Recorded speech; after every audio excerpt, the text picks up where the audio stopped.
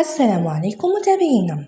بعد التصريحات التي جاءت بها أحلام عموري في حصة سجان كانت تضم فيها مايا رجيل وتصرفاتها معها، ظهرت اليوم مايا رجيل في ستوريات في الانستغرام ترد على أحلام عموري. إذا كنت حابة تطلعي للعالي وتباني، ديري محتوى يطلعك، وما تسعيش دائما لذكر اسمي ليزيدك مشاهدات. قالت مايا لأحلام: أنت لا تساوي شيئا بدوني. فقد كانت تخاطبها في خطاب واضح وصريح وتسأل في نفس الوقت.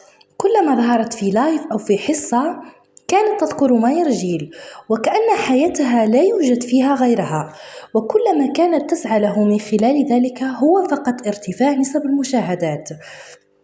ويا للعجب من هذا الزمن الذي أصبح فيه الجميع يلهث من أجل أرقام يرتفع قدر الشخص بارتفاعها. ما رأيكم متابعينا في حال آخر الزمن؟ شكرا لكم متابعينا، نرجو منكم الضغط على زر الإعجاب والمتابعة.